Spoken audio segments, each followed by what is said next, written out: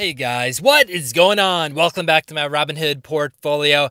Today I thought I would talk about taxes. There's been a lot of interest on my recent few videos in the comment threads talking about taxes. What are the different taxes that occurred by trading on Robinhood, by trading on the stock market? When are those taxes due? How much are those taxes?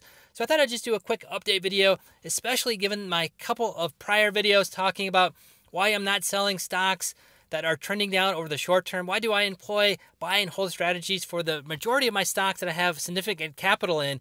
And why don't I employ market timing strategies? That is, selling off the entire portfolio when there is an anticipated trend back in the market, when there's a correction or individual market sector or stock is going to be trending down. Why do I hold that stock through that particular period? So I thought I'd kind of talk about that with reference to Portola here, PTLA. This is a stock that's been in the portfolio for quite some time.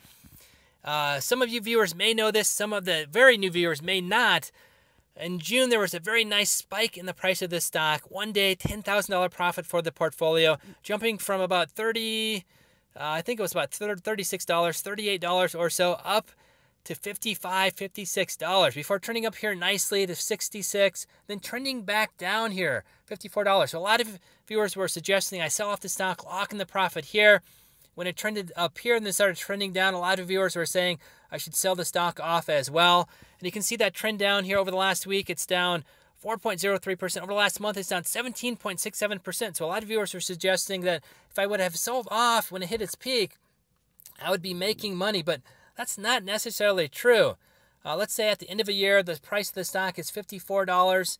I could have sold it off for $65. Well, if I would have sold it off for $65, I would have been making less money than if I sold it off for $54. So how does that work? Well, let's take a look at this stock with regards to longer term. So there's two different tax rates, long-term capital gains and short-term capital gains. So short-term capital gains is if you buy a stock, sell the stock off in less than 1 year. So you buy the stock, it trends up, you sell it off. If you have not held the stock at least 1 year between the buy point and the sell point, you're going to be subject to short-term capital gains. We'll kind of go into the different rates here. But if you hold that stock for greater than 1 year before selling off, it's going to be long-term capital gains, and there can be a very, very big difference between those two different tax rates. We're talking 20%. So even though this stock is trended down 17%, you may have saved 20% on taxes if you've held through this point here and sold off a year later.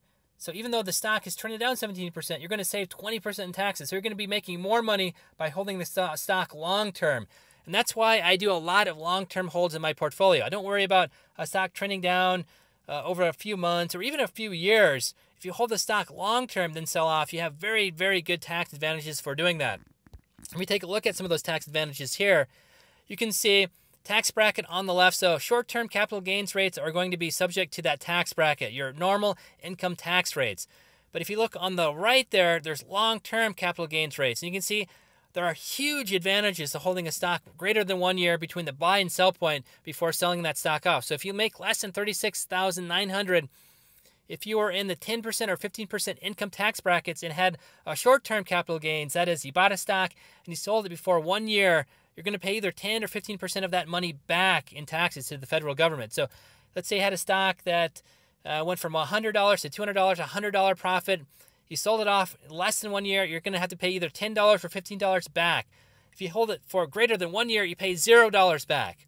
Huge tax advantage. It's even better if you fall into some of the higher income tax brackets. So let's say, for example, you fall into that 39.6% tax bracket, more than $406,750 yearly.